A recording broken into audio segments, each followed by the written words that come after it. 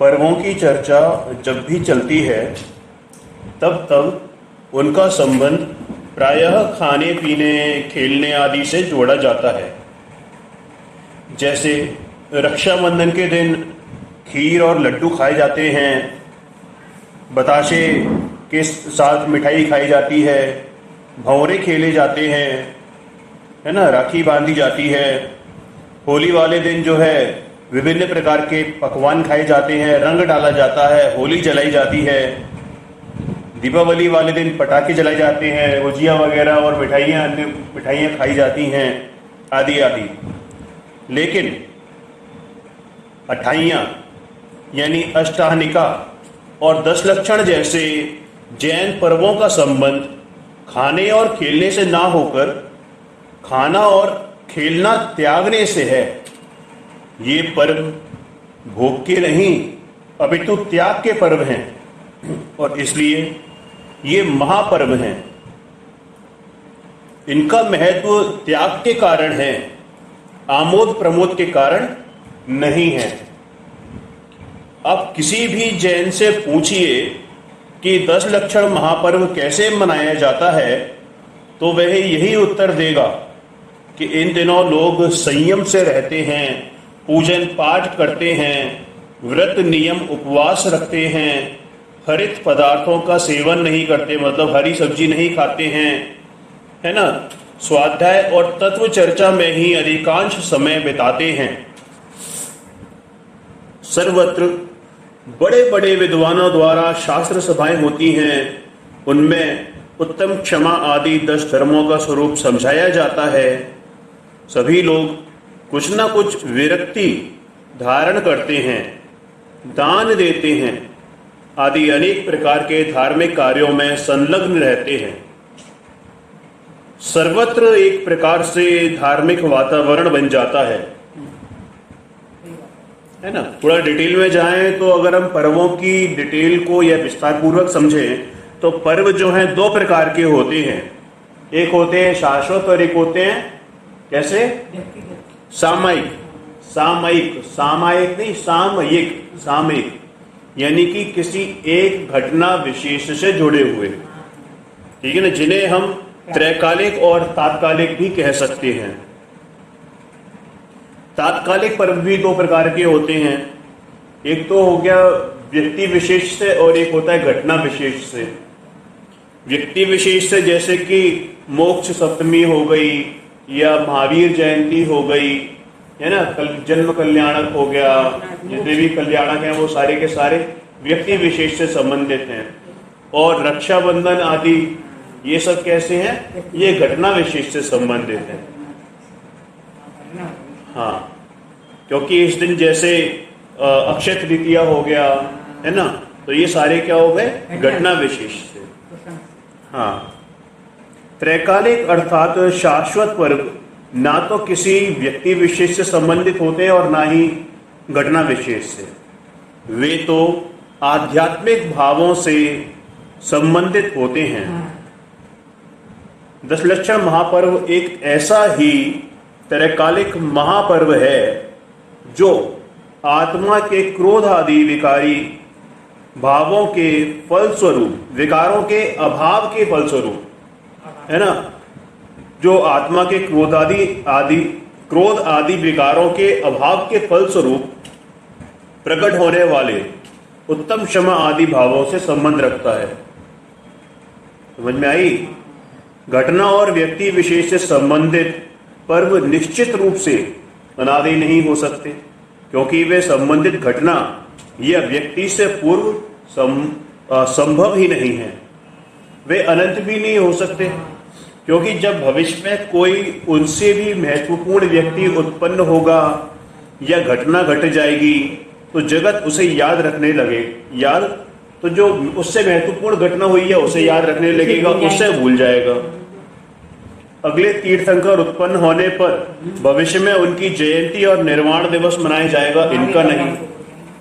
हाँ, जिस प्रकार हम भूतकाल की 24वीं को भूल से बैठे हैं, हमें उनके तीर्थंकरों के नाम भी याद नहीं हैं, उसी प्रकार भविष्य इन्हें भी याद नहीं रखेगा। घटनाएं और व्यक्ति कितनी ही महत्वपूर्ण क्यों ना हो, वे सर्वभौमिक और सर्वकालिक नहीं हो सकती।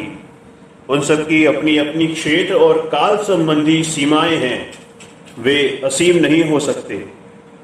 अतः वे ही पर्व सार्वभौम और सार्वकालिक हो सकते हैं जो किसी व्यक्ति विशेष या घटना विशेष से संबंधित न होकर सभी जीवों से, उनके भावों से समान रूप से संबंधित हों। 10 लक्षण महापर्व एक ऐसा ही महान पर्व है जो सब जीवों के भावों से समान रूप से संबंधित है। 10 लक्षण पर्व कोई एक कम्युनिटी का, कोई एक समाज का, कोई एक क्षेत्र का पर्व नहीं है, कोई एक जाति का पर्व नहीं है।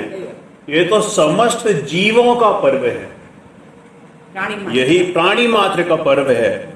और यही कारण है कि वह शाश्वत है, सबका है और सदा रहेगा। उसकी उपयोगिता सार्वभौमिक और सार्वकालिक है। ये कोई संप्रदाय विशेष का नहीं बल्कि सबका है। भले ही उसे मात्र संप्रदाय विशेष के लोग ही क्यों न मनाते हों, पर वह सांप्रदायिक पर्व नहीं है, क्योंकि वह सांप्रदायिक भावनाओं पर आधारित पर्व नहीं है। उसका आधार सार्वजनिक है।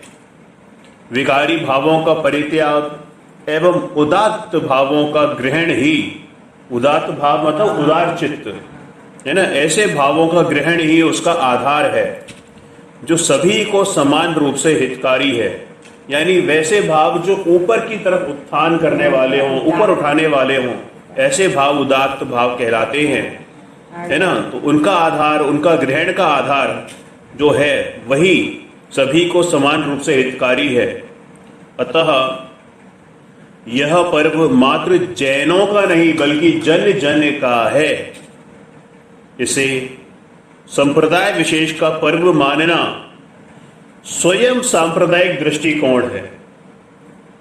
यह सबका पर्व है और इसका एक कारण यह भी है कि सभी प्राणी सुखी होना चाहते हैं और दुख से डरते हैं। क्रोध आदि भाव दुख के कारण है और स्वयं दुख स्वरूप हैं, और उत्तम क्षमा आदि भाव सुख के कारण है और स्वयं सुख स्वरूप हैं। इसलिए दुख से डरने वाले सभी सुखार्थी जीवों को, यानी सुख के अर्थी जीवों को, क्रोध आदि के त्याग रूप उत्तम क्षमा आदि 10 धर्म परम आराध्य है। आया समझ? इस प्रकार सभी को सुखकर और सन्मार्ग दर्शक होने से यह 10 लक्षण महापर्व सभी का पर्व है। क्रोध आदि विभाव भावों के अभाव रूप उत्तम क्षमा आदि 10 धर्मों का विकास ही जिसका मूल है, ऐसे 10 लक्षण महापर्व की सार्वभौमिकता का आधार यह है कि सर्वत्र ही, यानी सब जगह ही क्रोध आदि को बुरा, अहितकारी और क्षमा आदि भावों को भला और हितकारी माना जाता है। ऐसा कौन सा क्षेत्र है जहां क्रोध आदि को बुरा और क्षमा आदि को अच्छा ना माना जाता हो? वह सर्वकालिक भी इसी कारण है, क्योंकि कोई काल ऐसा नहीं है जहां पर क्रोध को हेय और उत्तम क्षमा को उपादेय न माना जाता हो। ऐसा कौन सा न माना जाता हो, न माना जाता रहेगा, है ना। अतः अर्थात सर्व कालों में इसकी उपादेयता असंदिग्ध है, अनडाउटेडफुल। भूतकाल में भी क्रोध आदि से दुख व शांति तथा समाधि से सुख व शांति की प्राप्ति होती देखी गई है, वर्तमान में भी देखी जाती है और भविष्य में भी देखी जाएगी। उत्तम क्षमा आदि धर्मों की सार्वभौमिक त्रैकालिक उपयोगिता एवं सुखकर्ता के कारण ही 10 लक्षण महापर्व शाश्वत पर्वों में गिना जाता है, और इसी कारण यह महापर्व है। आया समझ? अब यहां एक प्रश्न संभव है कि यह पर्व महापर्व त्रैकालिक है, अनादि अनंत है, तो फिर इसके आरंभ होने की कथा क्यों आती है? कहा जाता है कि काल चक्र के परिवर्तन में कुछ स्वाभाविक उतार चढ़ाव आते हैं, जिन्हें जैन परिभाषा में अवसर्पणी और उत्सर्पणी के नाम से जाना जाता है। अवसर्पणी यानी घटता हुआ और उत्सर्पणी यानी चढ़ता हुआ। अवसर्पणी काल में क्रमश ह्रास और उत्सर्पणी काल में क्रमश विकास होता है। प्रत्येक अवसर्पणी चल रहा है। हाँ, अब हुंडा अवसर्पणी तो नाम इसलिए दिया गया है क्योंकि ये एक्सेप्शन है, अपवाद है। यहाँ पर ऐसी ऐसी घटनाएं हुई हैं जो नहीं होती हैं, लेकिन ये भी असंख्यात कालों में, असंख्यात काल चक्रों में एक बार आता है।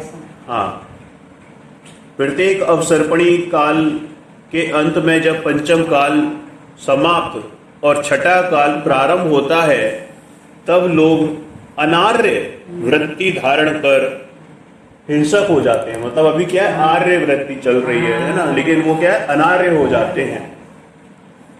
आदिवासी लोग, हाँ, अनार्य, आर्य और मिलेच्छ है, तो मिलेच्छ रूप धारण कर लेते हैं। उसके बाद जब उत्सर्पणी आरंभ होती है, तब धर्मोत्थान का काल पकता है और श्रावण कृष्ण प्रतिपदा से 7 सप्ताह यानी 49 दिन तक विभिन्न प्रकार की बरसातें होती हैं, जिसके माध्यम से सुख काल पकता है और लोगों में पुनः अहिंसक आर्यवृत्ति का उदय होता है। कहा जाए तो एक प्रकार से धर्म का उदय होता है, आरंभ होता है, और उसी वातावरण में 10 दिन तक उत्तम, क्षमा आदि 10 धर्मों की विशेष आराधना करी जाती है तथा इसी आधार पर हर उत्सर्पणी में यह महापर्व चल पड़ता है। यह कथा तो मात्र यह बताती है कि प्रत्येक उत्सर्पणी काल में इस पर्व का पुनरारंभ होता है। और कैसे होता है, पुनरारंभ कैसे होता है? इस कथा से दशलक्षण महापर्व की अनादि अनंतता पर कोई बात नहीं आती, कोई आंच नहीं आती। यह कथा भी तो शाश्वत कथा है, जो अनेक बार दोहराई गई है और दोहराई जाएगी भी, क्योंकि अवसर्पणी के पंचम काल के अंत में जब जब लोग इन उत्तम, क्षमा आदि धर्मों से अलग हो जाएंगे, विमुख हो जाएंगे, और उत्सर्पणी के पंचम काल में जब जब इसकी पुनरावृत्ति होगी, तब तक उस युग में 10 लक्षण महापर्व का इसी तरह आरंभ होगा। वस्तुतः यह युग आरंभ की चर्चा है, पूर्वारंभ की चर्चा नहीं है। यह अनादि से अनेक युगों तक इसी प्रकार आरंभ हो चुका है और भविष्य में भी होता रहेगा। इसकी अनादि अनंतता शास्त्र सम्मत तो है ही, युक्ति सम्मत भी है, क्योंकि जब से यह जीव है तभी से यद्यपि क्षमा आदि स्वभावी है, फिर भी प्रकट रूप यानी पर्याय में क्रोध आदि विकारों से युक्त भी है, तभी से है। ऐसा नहीं कि जीव न्यारा था, क्रोध न्यारा था और दोनों में मिलाप हुआ और दोनों मिल गए, ऐसा नहीं है। इसी कारण से ज्ञानानंद स्वभावी होकर भी, यानी क्या, मेरा स्वभाव कैसा है, ज्ञानानंद स्वभावी, तो ज्ञानानंद स्वभावी होकर भी अज्ञानी और दुखी है। जब से यह दुखी है, सुख की आवश्यकता भी तभी से है। क्योंकि सभी जीव अनादि से हैं, अतः सुख के कारण उत्तम, क्षमा आदि धर्मों की आवश्यकता भी अनादि से ही रही है। यद्यपि इसी प्रकार यद्यपि अनंत आत्माएं क्षमा आदि स्वभावी आत्मा का आश्रय लेकर क्रोध आदि विकारी भावों से मुक्त हो चुकी हैं, फिर भी उनसे अनंत गुणी आत्माएं अभी भी क्रोध आदि विकारों से युक्त हैं, अभी के अभी दुखी हैं। अतः आज भी इन धर्मों की आराधना की पूरी पूरी आवश्यकता है और सुदूरवर्ती भविष्य में भी क्रोध आदि विकारों से युक्त दुखी आत्माएं रहने वाली हैं। अतः भविष्य में भी इनकी उपयोगिता असंदिग्ध है, निसंदेह ही है ना। तीन लोक में सर्वत्र ही क्रोध आदि दुख के और क्षमा आदि सुख के कारण रहे हैं। यही कारण है कि यह महापर्व शाश्वत अर्थात त्रैकालिक और सार्वभौमिक यानी सबका है।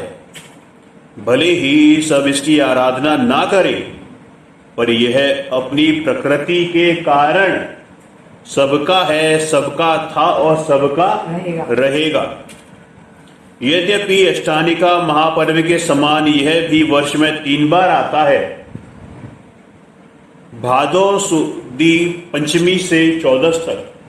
भादो सुदी पंचमी से जो कल लगने वाले हैं, है ना, भादो सुदी पंचमी से चौदस तक, माघ सुदी पंचमी से चौदस तक, हाँ वही ना, माघ सुदी पंचमी से चौदस तक और चैत्र सुदी पंचमी से चौदस तक। तथापि सारे देश में विशाल रूप में बड़े उत्साह के साथ मात्र भादो सुदी पंचमी से चौदस तक ही मनाया जाता है। बाकी दो को तो बहुत से जैन लोग भी नहीं जानते हैं। प्राचीन काल में बरसात के दिनों में आवागमन की सुविधाओं के पर्याप्त साधन न होने से व्यापार आदि कार्य सहज ही कम हो जाते थे तथा जीवों की उत्पत्ति भी बरसात में बहुत होती है। अहिंसक समाज होने से जैनियों के साधुगण तो 4 माह तक गांव से गांव भ्रमण बंद कर एक स्थान पर ही रहते हैं। अब आज के उसमें देखा जाए तो, परिप्रेक्ष्य में देखा जाए तो अब गांव में तो कम ही लोग रहते हैं, लेकिन यह है कि लोग भ्रमण कम करते हैं। श्रावक भी बहुत कम भ्रमण करते थे। अतः सहज ही सत्समागम एवं समय की सहज उपलब्धि ही विशेष कारण प्रतीत होते हैं। भादों में ही इसके विशाल पैमाने पर मनाए जाने के, मतलब बेसिकली अगर हम बात करें तो भादों में क्यों मनाया जाता है, इसका इन्होंने रीजन बताया है कि भाई बरसात के कारण जीवों की उत्पत्ति का होना, इस कारण व्यवसाय आदि का कम होना, इस कारण भ्रमणता का कम होना। अगर हम देखें, मतलब प्रैक्टिकली लाइफ में भी देखें तो हमने देखा है कि ट्रैवल इंडस्ट्री में भी लोग इस समय सबसे कम ट्रैवल करते हैं। मतलब कहीं घूमने फिरने के प्रोग्राम कम बनाए जाते हैं और व्यापार धंधे भी मंदे होते हैं। वैसे तो प्रत्येक धार्मिक पर्व का प्रयोजन आत्मा में वीतराग भाव की वृद्धि करने का ही होता है, किंतु इस पर्व का संबंध विशेष रूप से आत्म गुणों की आराधना से है। अतः यह वीतरागी पर्व संयम और साधना का पर्व है। समझ में आया? पर्व यानी कि क्या? मंगल काल, पवित्र अवसर। वास्तव में तो अपने आत्म स्वभाव की प्रतीति पूर्वक वीतरागी दशा का प्रकट होना ही यथार्थ पर्व है, क्योंकि वही आत्मा को मंगलकारी है और पवित्र अवसर है। धर्म तो आत्मा में प्रकट होता है, तिथि में नहीं, किंतु जिस तिथि में आत्मा में क्षमा आदि रूप वीतरागी शांति प्रकट की हो, वही तिथि पर्व कही जाने लगती है। यद्यपि धर्म का आधार तिथि नहीं, क्या है? आत्मा है ना। आत्म स्वरूप की प्रतीति पूर्वक चारित्र की 10 प्रकार से आराधना करना ही 10 लक्षण धर्म है। आत्मा में 10 प्रकार के सद्भावों यानी गुणों के विकास से संबंधित होने से ही इसे 10 लक्षण महापर्व कहा जाता है। अनादिकाल से ही प्रत्येक आत्मा में ही उत्पन्न आत्मा के ही विकार, क्रोध, मान, माया, लोभ, झूठ, असंयम आदि के कारण ही दुखी और अशांत रहता आया है। अशांति और दुख मिटने का एकमात्र उपाय आत्म आराधना है। आत्म स्वभाव को जानकर मानकर उसी में जम जाने से, उसी में समा जाने से अतीन्द्रिय आनंद और सच्ची शांति की प्राप्ति होती है। ऐसे ही आत्म आराधक व्यक्ति के हृदय में उत्तम क्षमा आदि गुणों का सहज विकास होता है। अतः यह स्पष्ट है कि उक्त पर्व का संबंध आत्म आराधना से है। प्रकारांतर से उत्तम क्षमा आदि 10 गुणों की आराधना से। क्षमा आदि 10 गुणों को 10 धर्म भी कहते हैं। ये 10 धर्म हैं: उत्तम क्षमा, उत्तम मार्दव, उत्तम आर्जव, उत्तम शौच, उत्तम सत्य, उत्तम संयम, उत्तम तप, उत्तम त्याग, उत्तम आकिंचन्य और उत्तम ब्रह्मचर्य। मूलतः ये 10 धर्म नहीं है, बल्कि धर्म के 10 लक्षण हैं। धर्म तो एक ही है, वस्तु का स्वभाव, वस्तु स्वभावो धम्मो, जिन्हें संक्षेप में 10 धर्म शब्द से भी अभिहित कर दिया गया है। जिस आत्मा में आत्मरुचि, आत्मा का मतलब यह जीव, जिस जीव में आत्मरुचि, आत्मज्ञान और आत्मलीनता रूप धर्म पर्याय प्रकट होती है, उसमें धर्म के ये 10 लक्षण सहज रूप से प्रकट हो जाते हैं। ये आत्माराधन के फल स्वरूप प्रकट होने वाले धर्म हैं, लक्षण हैं, चिन्ह हैं। हालांकि युक्त 10 धर्म चारित्र गुण की निर्मल पर्याय हैं, तथापि प्रत्येक के साथ लगा हुआ उत्तम शब्द सम्यक दर्शन और सम्यक ज्ञान की अनिवार्य सत्ता को सूचित करता है। इसका क्या मतलब कि जो मिथ्या दृष्टि है उसके ये 10 धर्म प्रकट ही नहीं हो सकते, मात्र सम्यक दृष्टि को ही प्रकट हो सकते हैं, यानी कि चौथे गुण स्थान या उससे ऊपर वाले जीवों को। तात्पर्य यह है कि ये चारित्र गुण की निर्मल दशाएं सम्यक दृष्टि ज्ञानी आत्मा को ही प्रकट होती हैं, अज्ञानी मिथ्या दृष्टि को नहीं। वस्तुतः चारित्र ही साक्षात धर्म है। इतना चारित्रम खलु शुद्धो धम्मो, चारित्रम खलु धम्मो। सम्यक दर्शन और सम्यक ज्ञान तो चारित्र रूप वृक्ष की जड़ें हैं। जैसे वृक्ष जड़ के बिना खड़ा नहीं रह सकता, पनप नहीं सकता, अथवा जड़ के बिना जैसे वृक्ष की एक प्रकार से सत्ता ही संभव नहीं है, उसी प्रकार सम्यक दर्शन और सम्यक ज्ञान रूपी जड़ के बिना सम्यक चारित्र रूपी वृक्ष खड़ा ही नहीं रह सकता, पनप ही नहीं सकता, अथवा इन दोनों के बिना सम्यक चारित्र की सत्ता की कल्पना भी नहीं की जा सकती है। हालांकि लोक में बहुत से लोग आत्मश्रद्धान और आत्मज्ञान के बिना भी बंधन के भय एवं स्वर्ग मोक्ष तथा मान प्रतिष्ठा आदि के लोभ से क्रोध आदि कम करते हैं या नहीं करते से देखे जाते हैं। फिर भी वे उत्तम क्षमा आदि 10 धर्मों के धारक नहीं माने जा सकते। इसी संबंध में महापंडित आचार्य कल्प टोडरमल जी के विचार द्रष्टव्य हैं। तथा बंध आदि के भय से अथवा स्वर्ग मोक्ष की इच्छा से क्रोध आदि नहीं करते, परंतु वहां क्रोध आदि करने का अभिप्राय तो मिटा नहीं है। जैसे कोई राजा आदि के भय से अथवा महित पने के लोभ से पर स्त्री का सेवन नहीं करता तो उसे त्यागी नहीं कहते, ब्रह्मचारी नहीं कहते, वैसे ही यह क्रोध आदि का त्यागी नहीं है। तो कैसे त्यागी होता है? पदार्थ अनिष्ट इष्ट भाषित होने से क्रोध आदि होते हैं। जब तत्व ज्ञान के अभ्यास से कोई इष्ट अनिष्ट भाषित ना हो, तब स्वयं में भी क्रोध आदि उत्पन्न नहीं होते हैं, तब सच्चा धर्म होता है। इस प्रकार सम्यक दर्शन और सम्यक ज्ञान पूर्वक क्रोध आदि का नहीं होना ही उत्तम क्षमा आदि धर्म है। यद्यपि उक्त 10 धर्मों का वर्णन शास्त्रों में जहां तहां मुनि धर्म की अपेक्षा किया गया है, तथापि ये धर्म मात्र मुनियों को धारण करने के लिए नहीं है।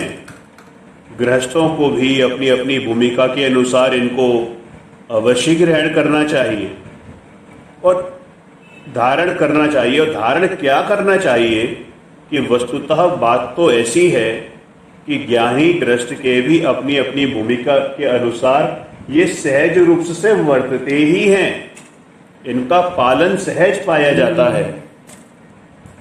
तत्वार्थ सूत्र में गुप्ती, समिति, अनुप्रेक्षा और परिचय जय के साथ ही उत्तम क्षमा आदि 10 धर्मों की भी चर्चा की गई है। कौन सा सूत्र है कि अध्याय 9 का सूत्र नंबर 2 सब गुप्ती, समिति, धर्मानुप्रेक्षा, परिचय जय, चारित्र्य है ना। ये सब मुनि धर्म से संबंधित विषय हैं। यही कारण है कि जहां जहां इनका वर्णन मिलता है वहां वहां इनका उत्कृष्ट रूप में वर्णन मिलता है। इससे आतंकित होकर सामान्य श्रावकों द्वारा इसकी उपेक्षा तर्क संगत नहीं। यदि मुनियों को अनंतानुबंधी आदि 3 कषायों के अभाव रूप उत्तम क्षमा आदि धर्म होंगे तो पंचम गुण स्थानवर्ती ज्ञानी श्रावकों के अनंतानुबंधी और अप्रत्याख्यानावरण 2 कषायों के अभाव रूप उत्तम क्षमा आदि धर्म होंगे। उसी प्रकार चौथे गुण स्थानवर्ती अवृत समय दृष्टि के एकमात्र अनंतानुबंधी कषाय के अभाव रूप उत्तम क्षमा आदि धर्म प्रकट होंगे। मिथ्या दृष्टि के उत्तम क्षमा आदि धर्म नहीं होते। उसकी कषाय कितनी भी मंद हों, उसके उक्त धर्म प्रकट नहीं हो सकते, क्योंकि उक्त धर्म मात्र कषाय के अभाव से प्रकट होने वाली पर्याय हैं, कषाय की मंदता से नहीं। मंदता से जो तारतम्य रूप भेद पड़ते हैं उन्हें तो शास्त्रों में क्या कहा गया है? लेश्या कहा गया है, धर्म नहीं। धर्म तो मिथ्यात्व और कषाय के अभाव का नाम है, मंदता का नहीं। इन धर्मों की व्याख्या अनेक पहलुओं से संभव है, जैसे मुनियों और श्रावक अपेक्षा, निश्चय व्यवहार की अपेक्षा, अंतर और बाह्य की अपेक्षा आदि आदि। इनमें से प्रत्येक धर्म स्वतंत्र रूप से विस्तृत व्याख्या की अपेक्षा रखता है। आगे प्रत्येक पर विस्तृत विश्लेषण किया ही जा रहा है। ठीक है ना। ओम नमः सिद्धेभ्यो।